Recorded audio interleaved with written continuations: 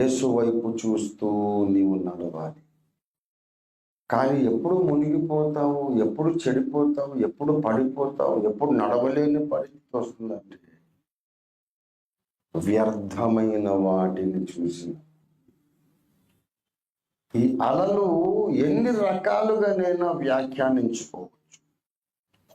చూడకూడని ప్రతి విషయం కూడా సాతాను రేపిన కెరటాలే.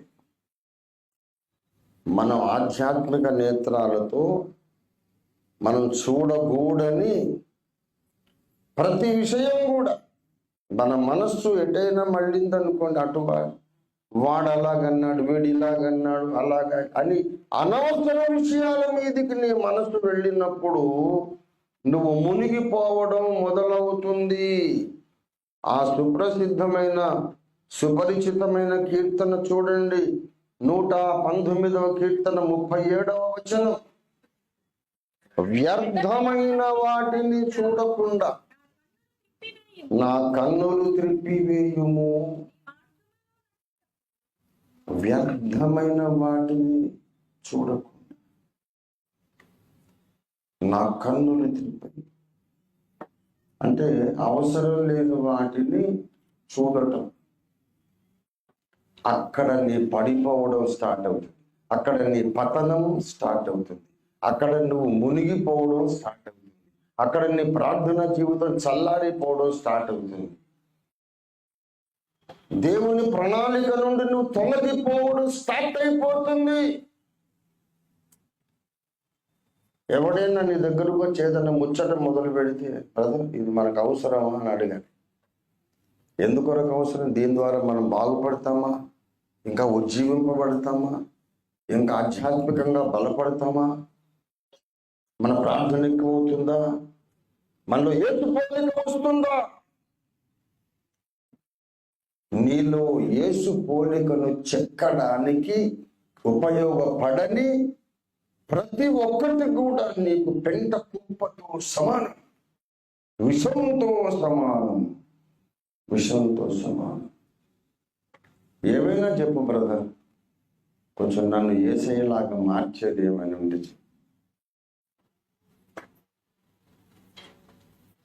నాలో దేవుడు అంటే భయము భక్తి పెంచే విషయం ఉంటే మోకరించాలి, ప్రార్థించాలి, విరిగి నలిగిన మనస్సు నాలో పుట్టించే సంగతి ఏమన్నా ఉంటే ఒట్టిగానే ఆ బ్రదర్ మంచోడు కాదు, ఈ సిస్టర్ మంచిది కాదు అంటున్నాడంటే వీడు పెద్ద సైతాన్. సంఘములో హానికరమైనటువంటి మాటలు చలామణి అవుతా ఉన్నాయి విస్తృతంగా. మన సంఘం కాదు, ప్రపంచవ్యాప్త సార్వత్రిక సంఘంలో, క్రైస్తవ సమాజం అంతటిలో కూడా వ్యర్థమైన ముచ్చటలు, ముసలమ్మ ముచ్చటలు, ముసలయ్య ముచ్చటలు యవనస్తులు కూడా చెప్పుకుంటున్నారు ఈ మధ్య. అంటే పనికిరాని ముచ్చట్లు అన్నమాట. ఈ పనికిరాని ముచ్చటలను దృష్టిలో పెట్టావంటే నువ్వు పడిపోవడం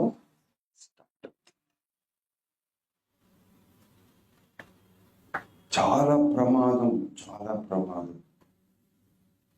ఆధ్యాత్మిక యాత్రలో నీ కళ్ళు యేసయ్య మీద ఫిక్స్ కావాలి.